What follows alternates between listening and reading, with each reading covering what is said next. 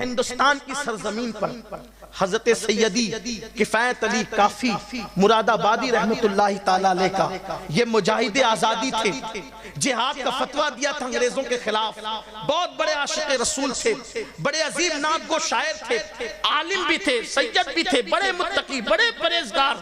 لیکن جب انہوں نے ملک ہندوستان کو آزاد کرانے کے لیے جہاد کا فتویٰ دینے والے علماء کی تائید کی تو ان کو مراد آباد کی جیل میں قید کر دیا گیا، اور قید کرنے کے بعد انگریزوں نے سزا سنائی کہ کافی مراد آبادی کو جیل میں پھانسی دے دی جائے گی، پھانسی دی جائے گی.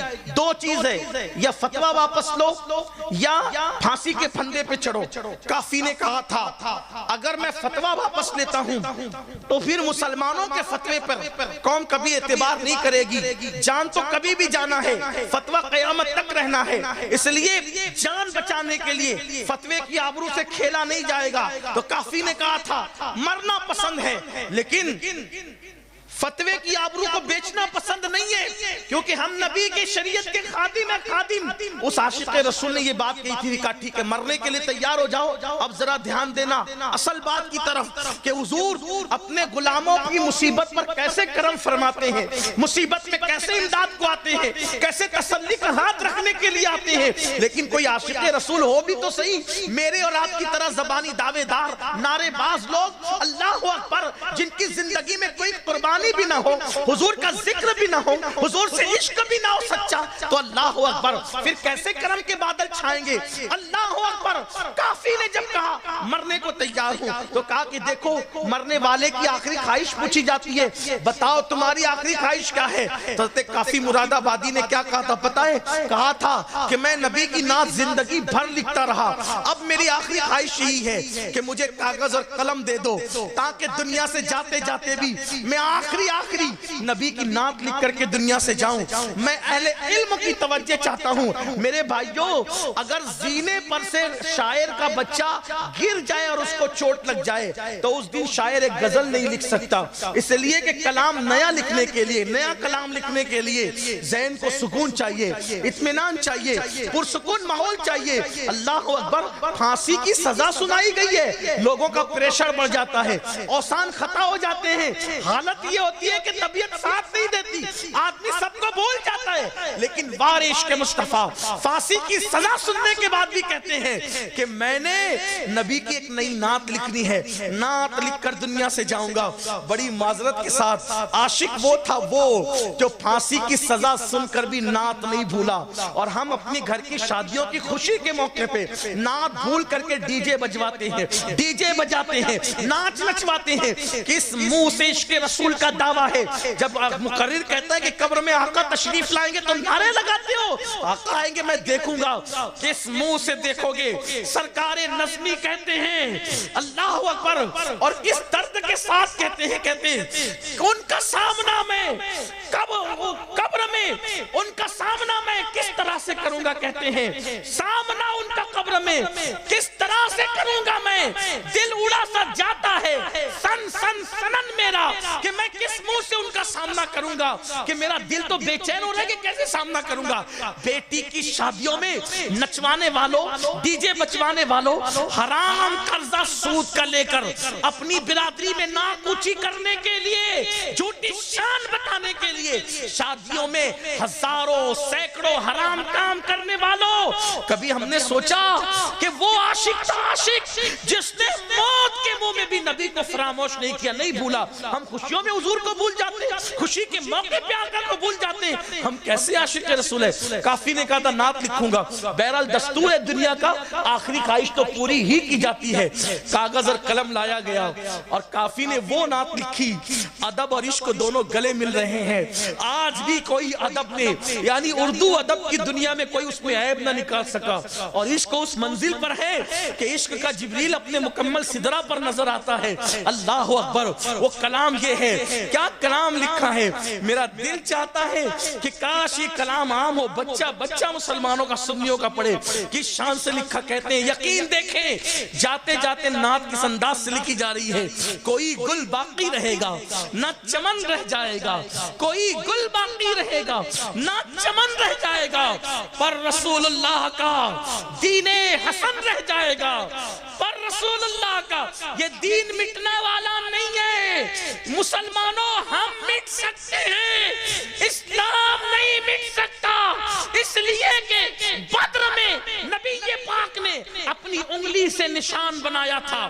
عتبہ مرے گا, شیبہ مرے گا, یہ مرے گا, وہ مرے گا, لیکن گھوڑوں کی ٹاپوں سے دھول اڑی, اونٹوں کی ٹاپوں سے دھول اڑی, لیکن حضور نے جو نشان بنایا تھا, اونٹ کی ٹاپ بھی, گھوڑوں کی ٹاپ بھی, جنگ کا گرد و غبار بھی, میرے آقا کا بنایا ہوا نشان نہیں مٹا سکے.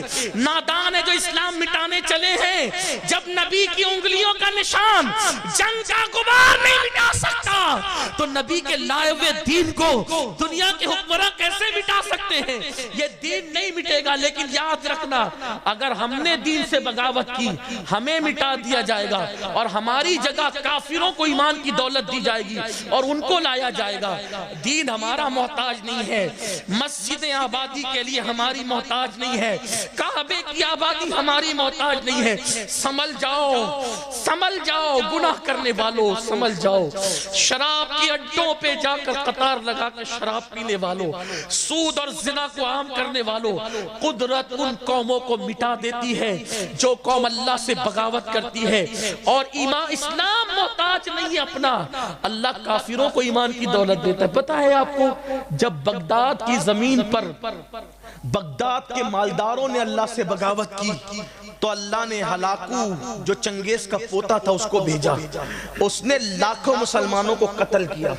ایک بزرگ نے دیکھا, وہ کہتے تھے کہ ہلاکو تو جیتے گا ہی جیتے گا. کیوں؟ کیونکہ ہلاکو کے سر پر ولیوں کی روحیں تھی اور وہ کافر کے سر پہ ولیوں کی روحیں تھی, اور وہ کہہ رہی تھی اے کافر ان فاسقوں کو ختم کر, اے کافر ان فاسقوں کو ختم کر. جب مسلمان فاسق ہو جائے پھر کافر انہیں ختم کرنے کے لیے کھڑے ہوتے ہیں, مگر اسلام نہیں مٹتا. کیوں؟ اس لیے کہ پھر اللہ نے اسی ہلاکو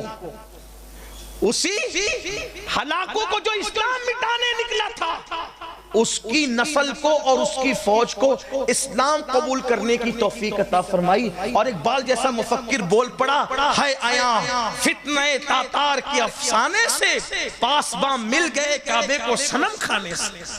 آپ یہ نہیں سمجھے کہ ہم سے اسلام ہے, نہ.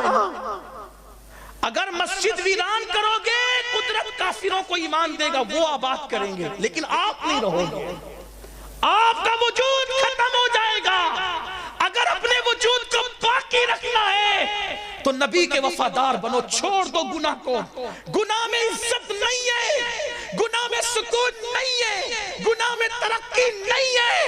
گناہ کرنے والی قوم مغرب میں گناہ کر کر کے تھک گئی, وہ گناہ چھوڑ کر اسلام کے دامن میں آ رہے. آپ کا گناہ کی طرف جا رہے ہو, وہ لوٹ آؤ, نبی کے دامن میں لوٹ آؤ, اسلام کے دامن میں لوٹ آؤ, محبت رسول کی طرف لوٹ آؤ, اپنے آپ کو پاک دامن بناؤ. ہیرو ہیروئن کی جدائی کے مناظر دیکھ کے رونے والوں, مصلی پہ اللہ کے خوف سے رونا شروع کرو, اللہ کی خشیت سے رونا شروع کرو. میرے آقا فرماتے ہیں جو اپنے گناہوں کو یاد کر کے روتے ہیں, اللہ میرے ان امتیوں کو بے حساب جنت عطا فرمائے گا. بغیر حساب و کتاب جنت میں جانا ہے. اکیلے میں اللہ کے لیے رو, سب کے لیے رونے والوں کبھی رب کے لیے رو کے دیکھو, سب کے لیے آنسو بہانے والوں کبھی مصطفیٰ جان رحمت کی یاد میں رو کے دیکھو. جانتے ہیں کافی نے کلام لکھا, کوئی گل باقی رہے گا نہ چمن رہ جائے گا, پر رسول اللہ کا دین حسن رہ جائے گا.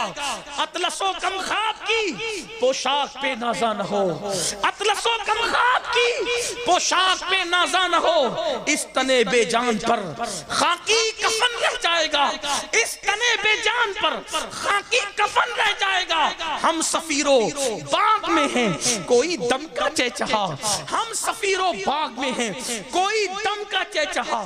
بلبلیں اڑ جائے گی سونا چمن رہ جائے گا, جو پڑے گا صاحب لولاک کے اوپر درود, سب درود پڑھ لیں ایک بار, جو پڑے گا صاحب لولاک کے اوپر اوپر درود. اللہم صلی علی سیدنا و مولانا محمد معدن الجود والکرم والہ الکرام اجمعین. صلاۃ و سلام علیک یا جد الحسن والحسین. جو پڑھے گا صاحب لولاک کے اوپر درود، آگ سے محفوظ اس کا تن بدن رہ جائے گا. آگ سے محفوظ اس کا تن بدن رہ جائے گا.